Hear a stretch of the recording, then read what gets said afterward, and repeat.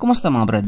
Bawat isa sa atin ay may kanya-kanyang hilig or tipo pagdating sa mga motor. May mga taong mahilig sa adventure bike, may mga taong mahilig sa sports bike, may mga taong mahilig sa scooter, may mga taong mahilig sa underbone, at may mga tao ding mahilig sa chicks. Dami kong kakilalang ganon. Ay yung nanonood ngayon Uy, magbago ka na Pero syempre ang pag-uusapan natin ngayon ay ang motor na underbone. Daming nagtatalo dyan kung sino nga ba talaga ang tunay na malakas. Pero ang totoo niyan, yung Mio ko. Yun ang malakas. Sa gas.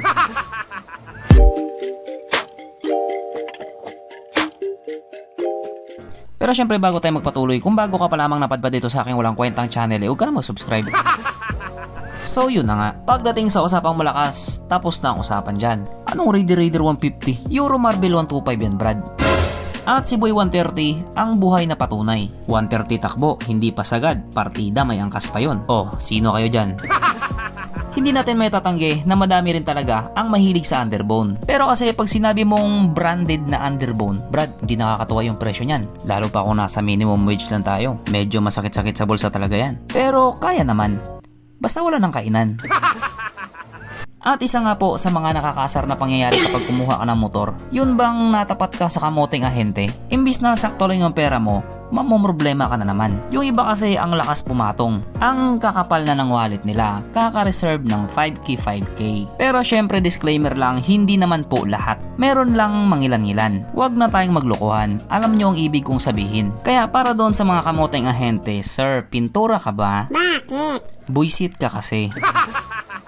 Kaya yung iba imbis na buo ng loob na bumili ng branded na underbone, na-discourage na tuloy kasi nga ang daming cheche boreche. May pa CI pang nalalaman, manghihingi lang pala ng 1.5.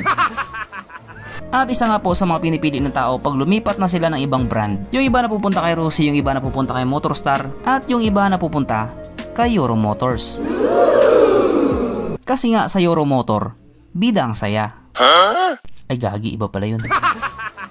At dito na nga po bibida ang motor ni Boy 130, ang Euro Marble 125. Well, ang motor na ito ay hindi naman na bago kasi 2021 pa siya nilabas. Pero bali-balita nga po na maglalabas daw si Euro Motors ng version 2 nito. At ayon nga po sa kanila, upgraded na daw. Pero bago tayo mapunta doon, pag-usapan muna natin itong version 1. So ito nga po ay mayroong 124 cubic centimeter engine displacement, 4-stroke single cylinder, single overhead cam with 2 valves, carburetor type, at ito po ay naka-air cooled pa din. O mga brad, tira. Paris yan sa Honda Click 125. Ang kanyang operation ratio 9.0:1. Pagdating naman po sa kanyang power, ito po ay mayroong 10 horsepower at 8,000 RPM, 8.5 Nm of torque at 5,500 RPM. At ayon nga po kay Boy 130 na nag-top speed sa motor na ito daw po ay kayang tumakbo ng 130, may angkas pa yun, hindi pa sagad. Tapos kung Raider 150 FI lang daw, kayang-kaya daw si Bakin. Syempre, ibang usapan na kapag si Boy 130 na ang nakasampa.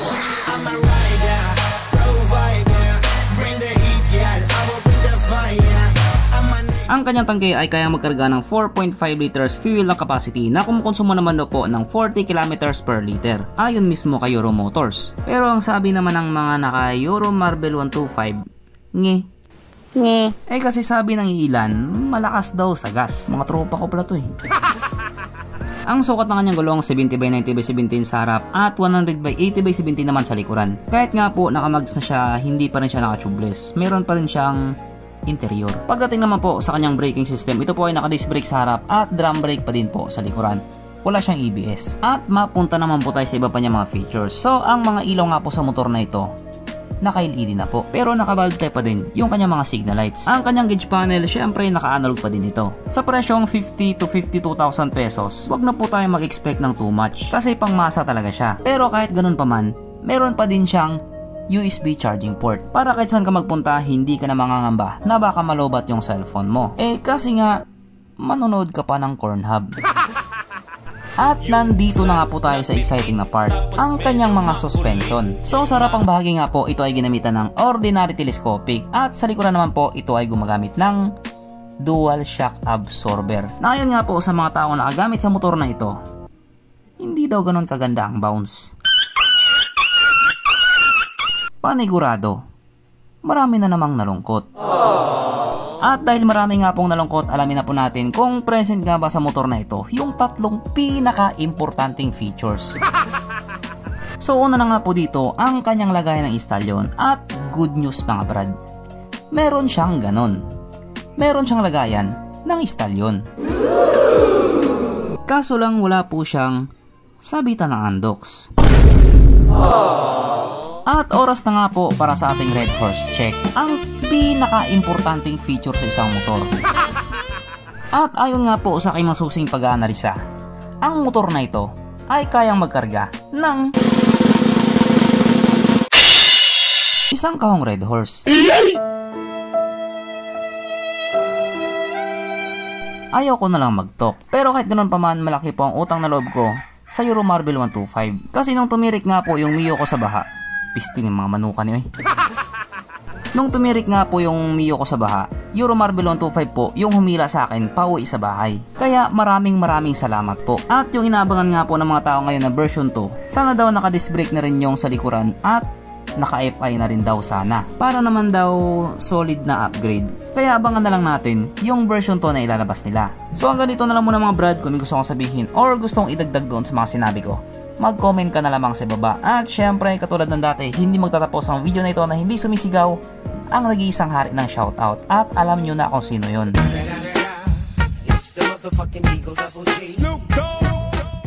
So shout nga pala kay Nino Lorenzo. Shoutout kay Eduardo Wamok. Shoutout kay Lawrence Nicolas. Shoutout kay June Trip TV.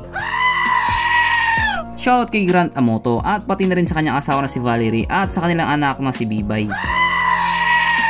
Shoutout kay Roberto Gonzalez at pati na rin sa kanyang mga kasama na si Romel at Virgo. Shoutout kay Winjay. Shoutout kay Meljan Campanilla. Shoutout kay Antonio Borja. Shoutout kay Jason Francisco. Shoutout kay Moto Wenks. Shoutout kay Jaime Manungsong. Shoutout kay John Christian. Shoutout kay Earl Torreses Versola at pati na rin sa Versola family. Shoutout kay Jason Baladhay or Baladjay. Shoutout kay Carlo Calabio at pati na rin sa Calabio family. Shoutout kay Breezy. Shoutout kay Alberto Sama. Shoutout kay Ono Los Barberos Rioja TV. Shoutout kay Dots TV. Shoutout sa Ordabi family. Shoutout kay Joey Ribuyon at pati na rin kay Butoy at Sugar. Shoutout kay JV Joshua de la Vega. Shoutout kay Ray Romay. Shoutout kay Jomar Pasaol. Shoutout kay Michael Pakaige. Shoutout kay Richard Pusikit. Shoutout kay Jingle About. Shoutout kay Vash. So hanggang dito na muna mga brad at muli ride safe, stay at home at stay safe at syempre, stay alive, bye.